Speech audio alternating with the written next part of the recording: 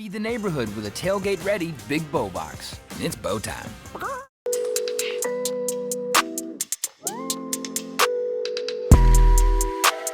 Welcome back to another episode of Extra Points. Joining me today are the sports editors, Madison Hricik and Grant Johnson, as well as fellow Breeze TV reporter, Colby Reece. We're going to be talking about the Arkansas State game. The Dukes travel down to Arkansas this weekend to take on Arkansas State in an NFL Network game. It'll be prime time, 7 p.m.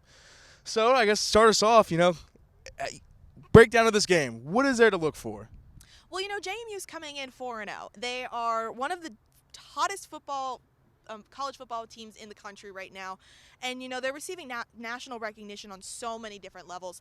And so JMU's got a little bit of a chip on their shoulder, as this team always does. But they've got a little bit more to prove. This is their first road game since the App State comeback win that, tons of fans were so excited about. And that really started to put JMU on the FBS map. And so Arkansas State doesn't necessarily present a physically challenged game as much as it can mentally challenging. They're going to be on the road. It's going to be on a national platform. They're excited. This team is looking forward to this challenge. But, like we've said, they've played most games in Bridgeport Stadium rather than on the road. So playing on the road could be an issue for JMU. You talked about some of that national attention they're getting, 39 AP Top 25 votes and 30 USA Today Coaches Poll votes. So what about this JMU defense can maybe help to, push them forward even more come Saturday? Well, one of the things that JMU fans have been really excited about, they've been really excited about Chauncey Logan coming in as a true freshman, getting some starts. He's getting considerable snaps, and he's doing a really good job. I believe he has not actually registered a tackle yet, but he's doing a lot of pass breakups, and so he is getting opportunities, and he's winning on those one-on-ones. And so he is somebody definitely to look out for. The safeties are definitely going to be somebody you always want to keep an eye on. Sam Kidd has been on a roll recently. He's been a really strong presence, especially with that younger secondary with considering Logan's position. You also have Jalen Walker in the last two games. He's had 2 interceptions, one of which was a pick 6. So obviously you can't really say anything more about that. And then you also have Taurus Jones, and that's just a secondary. That's not including this defensive line that's really gotten aggressive. They've gotten comfortable with each other. And so this defense just needs to play that cohesive teamwork ball, and they'll be able to get to Arkansas State's quarterbacks and beat those receivers. And maybe something on the flip side of the ball.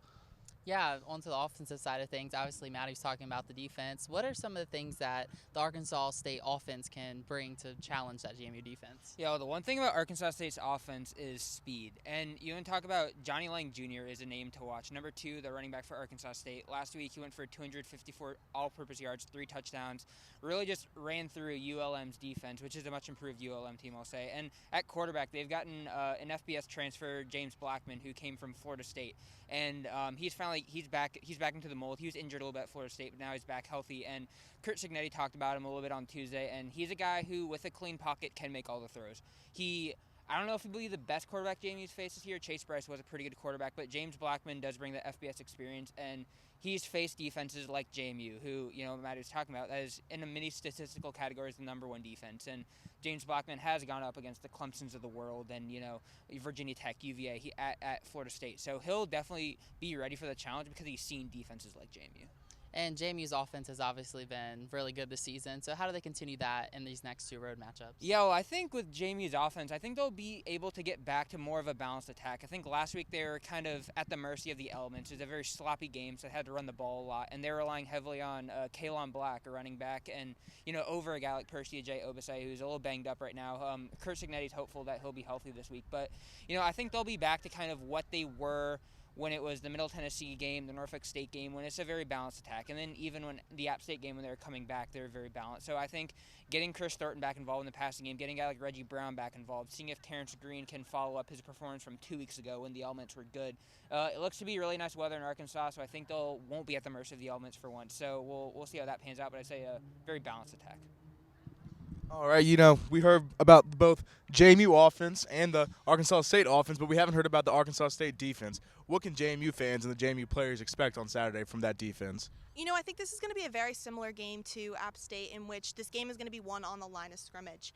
Arkansas State's defensive line, they're explosive, they're gritty, and, Signetti said it, they might not be, the heaviest or bulkiest players that you've ever gone up against. However, they're fast, they're quick, and they're aggressive. And so JMU's offensive line is really going to be put to the test in regards to such a different matchup that maybe a lot of players haven't had the opportunity to see, considering how young this offensive line is right now. Yes, for sure. I think final thing from here, let's all go down, score predictions or game predictions, and then maybe any final thoughts you might have. We'll start with you, Grant. Yeah, score prediction, I picked JMU in editor's pick, so I have to stand by that. I'm going to go 41-28 JMU. This is a game where I would not be surprised if JMU loses. I'll say that. I think this game or the Georgia Southern game, one of them, they might stumble. Now, that said, it's just week in, week out, the Sun Belt's tough, and you have to bring your A game. And they're the circle team. They're undefeated. So I still think JMU's got the resolve, and they've got kind of the whole standards of preparation thing that Signetti always says to be able to kind of withstand that. But I think I'm going to go 41-28 Dukes. Yeah, and I think that JMU has overcome a lot this season. I do think this is kind of a trap game, but I think they'll be able to overcome some adversity, and I'm going to take the Dukes 27-17. Yeah, I also picked JMU with editor's pick, so I'll stick with it here. I said when we played App State, in order to be the guy, you got to beat the guy, and they beat the guy. So I'm going to go JMU this week, 38-24. Well, you stole my score prediction, Josh. I did pick JMU. I believe it was a JMU sweep in editors picks this week. I think everybody went with the Dukes. But I do agree. To continue being this top dog, you got to continue performing. Doesn't matter what platform that this game is being televised on. Doesn't matter who you're playing against, home, away, elements, no elements. It doesn't matter. JMU still has to get the job done. So I'm going to agree with you on your score prediction. But I think it's going to be a tough game. All right, JMU will take on Arkansas State away this Saturday at 7 p.m. on NFL Network.